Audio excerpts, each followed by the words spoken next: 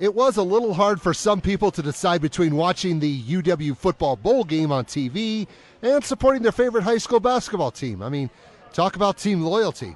Cody versus Rawlins, this game being played in Douglas, first quarter. Rawlins wearing the red. Kerry Ray Schinkel will strike first for the Outlaws with a kiss off the glass to put his team up 2-0. Now, Cody lost to this team 2 weeks prior to this game, so they learned a few lessons and used them. Nick Schmidt is open behind the triple team, and that bucket will tie things up at 2 points apiece.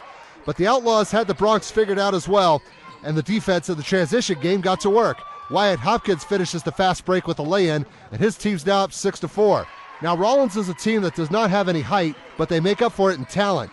Jalen Krenning is just a freshman, and he'll make his contribution to push the score up to 8-6. Cody had the edge in experience and leadership. Brandon Heinze's at the top of the key and opening the door for three.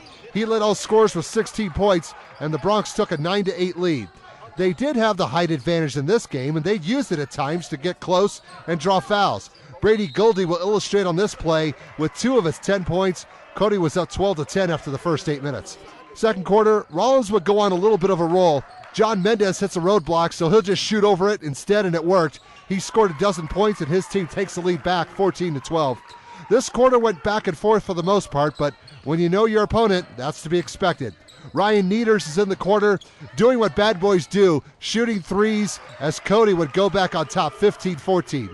Rawlins would try a few new tricks, like this one involving Alex Collier, who would slip in the back door and get a bucket and grab the lead back at 16-15. Then Cody's defense would make a play. Fast thinking by Nieders to pick off the pass, and he's coming the other way with it. He'll get the finish, and now the Bronx are winning once again, up 17-16. The Outlaws had a few moves of their own. Watch Schinkel as he'll juke and jive one defender. That's all he'll need to get to the hoop. 12 points for the senior, and his team leads 20-17. Cody knew they were going to be in for a rough ride, so they had to pull out all the stops. Hensey's going to make it rain 3 balls from afar. The Bronx needed that one, and they are only down 1, 21-20, going into the locker room. Third quarter, the seesaw battle continued, going both ways. Goldie muscles his way in for a hoop and a hack. He would convert the 3-point play, and his team's back on top 23-21. Rawlins had their own methods for getting the lead back. Collier comes in from behind the double team, and by the time the defense realized it, it was too late. Outlaws go back up 26-25. But Cody would swing the pendulum the other way a short time later. Shad Moyer takes aim for 3 and finds nothing but net on that shot. The Bronx were enjoying a 4-point lead, up 30-26. The Outlaws would turn up the defense on this next highlight. Krenning's going to coast the other way once his teammates got him the ball. That was an easy 2 points, but Rawlins was still down 32-28 going into the final 8 minutes. Fourth quarter, they kept chipping away at it. Devin Icy comes in to score on the inbounds play. That would make the score 32-30. Here come the Outlaws again. Collier's open on the near side behind the defense. They find him. He finds the hoop and one. That would tie up the score one more time. It's now 32-all. But after that, Cody would take control for good. Schmidt is wide open on the right side for 3, and he would make the defense pay the price. Bronx go up by 5, 37-32.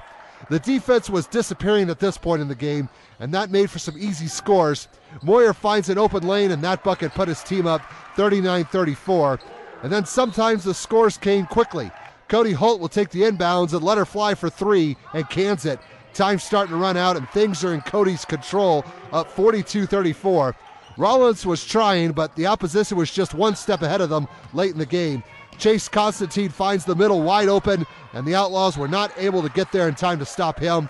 The Bronx would get a measure of payback from 2 weeks ago, winning this game 55-44.